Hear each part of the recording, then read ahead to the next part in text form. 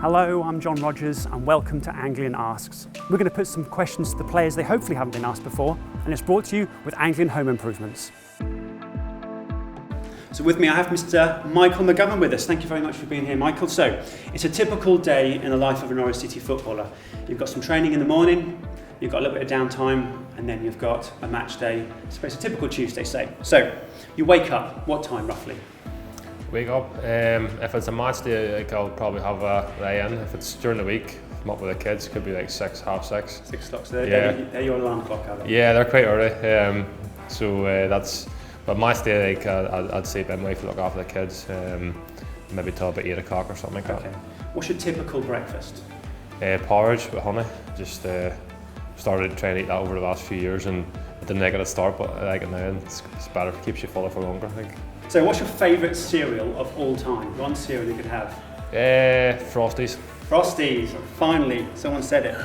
So, it's time to drive into training, okay? Yeah. What do you listen to, the radio or your own music? Just the radio, it's only a short drive, so don't bother putting on music. Do you ever sing along to the music? I'd need to be in a really good mood to do that, like. You do, don't you? I can tell. So what is your singing voice out of 10? Minus 10. Minus 10? Yeah, it's horrendous. Okay. So you arrive at training. Which player is always the brightest in the morning? Who's always got a smile on their face? Kyle Lafferty's probably the one who springs to mind. He's always got something to say. And who's the grumpiest in the morning? Grumpiest? Don't know. Probably some of the Scottish boys in that. Who's the last off the training pitch? Who's got that energy? Russell Martin's always out after training doing extra work, sports science guys and passing and as well, things like that. So, you know, obviously he's the captain, so he's by example. What's your favourite part of training? Probably the games, like when we get in, we would just go with the goalkeeping coach, start with Dean, and be like 45 minutes an hour with him, and then we would do small-sided games or bigger games. So if we do small-sided games, it's better for the goalkeepers, get saves and lots to do and things like that, so that's a bit I enjoy. So, it's time to go back home now. You get home, you check your phone, and you've got a message from the most famous person on your phone. Who is it? I don't know. Maybe someone Northern Ireland player or something. Oh, Kyle Lafferty. That's good timing, isn't it? He's exactly that. Pretty big You time. need to relax. It's a little bit of downtime. If you can choose either a movie, an album, or a book, which one would you choose? Probably a movie. Yes, what movie would you go for? The movie, your favourite movie? Probably go for probably Man on Fire. Okay, so you're watching that, and your eyes start to kind of flicker, you get a bit tired, boom, you're asleep, and you're dreaming of your dream holiday. Where is it?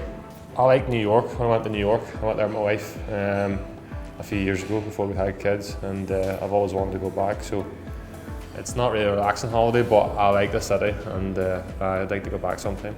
If you could choose either to go scuba diving or climb a mountain, which one would you choose? Scuba diving. Yeah? What about skydiving or bungee jump? I don't know if I have the bottle for either one of them, but if I was to choose, if I had put in the spot, I'd probably do skydiving. So you're dreaming of New York, boom, you wake up and you need to get to Carrow Road quick. So you arrive at Carrow Road and there's lots of people outside asking for autographs. What's the weirdest thing you've ever signed? Signed a lad's forehead once. Did you? Yeah. I was tempted to write something a bit naughty on it, but I didn't. On purpose or just accidentally, just as you were going through? No, it was just like that. Will you say my forehead? And I was like, if you want, aye. If you could change one rule in football, what would it be? To be fair, I think they changed the rule in the summer there, like, which I was quite happy about in terms of denying a goal scoring opportunity for a goalkeeper and getting sent off. They've changed it to a yellow card now. If it's a clear attempt to win the ball, I always thought that was like a triple punishment. So that was one I wanted to change. So it's been good. That. Out of 10, how nice are you? Well, if you say a 10 out of 10, then you're a bit big-headed. So I don't know. 8. So you're just about to get on the pitch. If you can give me a number from 1 to 5, and I'll ask you that question. 3. Have you ever gone up for a corner? Yeah. How exciting is it? It's exciting if you touch the ball, like, but I went up in the Euros actually against Wales when we were getting beat 1-0 in the last game, and we'd done an analysis in the last game before, like after the Euros, and they showed the clip of me come running up, and everybody was laughing their heads off. They never seen me run that fast, and then I just bumped into Joe Allen and nearly fell over, and then the corner came in, hit the first man and got the final whistle, so it was a waste of time. And the final question, what's the best thing about being a Norwich City footballer?